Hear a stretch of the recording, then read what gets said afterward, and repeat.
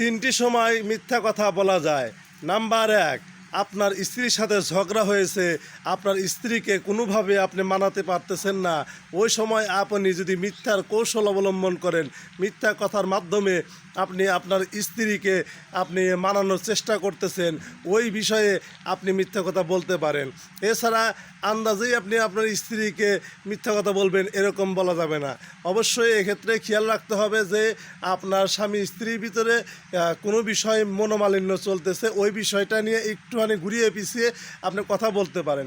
সেই বিষয়ে একটু মিথ্যা কথা হয়ে গেলে পরে সেটা মানা যায়। কিন্তু আপনি যদি আন্দাজেই মিথ্যা কথা বলেন, প্রত্যেক কথায় কথায় মিথ্যা বলেন, তাহলে এটা কিন্তু বলা যাবে না। নাম্বার ২, কারো ঝগড়া লেগেছে, দুই পক্ষের ভিতরে ঝগড়া লেগেছে কিংবা দুই বন্ধুর ভিতরে ঝগড়া লেগেছে বা মারামারি কাটাকাটি পর্যন্ত হয়ে গেছে, এই দুই পরিবার বা দুই বন্ধুকে মিলানোর জন্য যদি কিছু মিথ্যা কথা বলে হলেও তাদেরকে মিলিয়ে দেওয়া যায়, তাহলে এই বিষয়ে মিথ্যা কথা বলা যায়। যেমন মনে করেন এক বন্ধুর কাছে আরেক বন্ধুর প্রশংসা করা, এইভাবে আরেক বন্ধুর কাছে আরেক বন্ধুর প্রশংসা করা, এরকম মিথ্যা প্রশংসা করে হলেও তাদেরকে মিলিয়ে দেওয়ার ক্ষেত্রে আপনি মিথ্যা কথা বলতে পারেন। আর নাম্বার ৩, যেটা হলো আপনার জীবন মৃত্যুর প্রশ্ন এসে গেছে, একেবারেই আপনি এখানে বাঁচবেনই না, এমন মুহূর্তে বেলায় আপনি যদি একটু মিথ্যার কৌশল অবলম্বন করেন, মিথ্যা কথার কৌশল অবলম্বন করে যদি চেষ্টা করেন যে না এখানে বাঁচানো যায় কি না, তাহলে সে ব্যাপারে বলা যেতে পারে। কিন্তু সেটাও আপনি একেবারে শেষ মুহূর্তে বলতে হবে। কিন্তু আপনি যদি আগের থেকেই চিন্তা করেন যে না মিথ্যা কথা দিয়ে আমি বেছে নেব, তাহলে হবে না। এখানে আপনাকে অবশ্যই কৌশল অবলম্বন করতে হবে এবং চেষ্টা করতে হবে সত্য দিয়েই আপনাকে এটা মোকাবেলা করার। আর যেখানে আপনি সত্য দিয়ে মোকাবেলা করতে পারবেন না, সেই ক্ষেত্রে আপনি একটু কৌশল অবলম্বন করতে পারেন।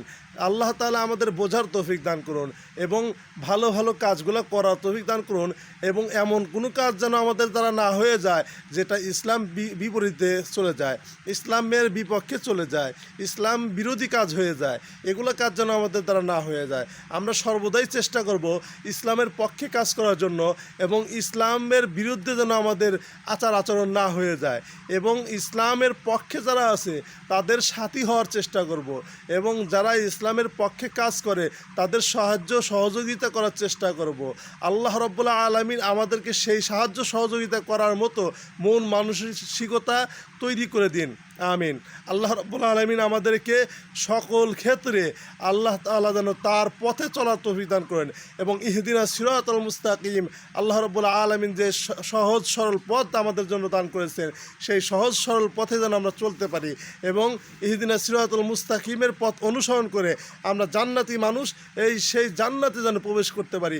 আল্লাহ তাআলা সেই ক্ষেত্রে আমাদের মন মানসিকতা তৈরি করে দিন, এবং আমরা যেন সেই ভালো ভালো আমলগুলো করতে পারি, এবং যারা ভালো ভালো আমল করে সেই ভালো আমলকারী ব্যক্তিদের সহযোগী হতে পারি, এবং তাদেরকে সাপোর্ট করতে পারি, তাদেরকে যে সাহায্য সহযোগিতা করতে পারি।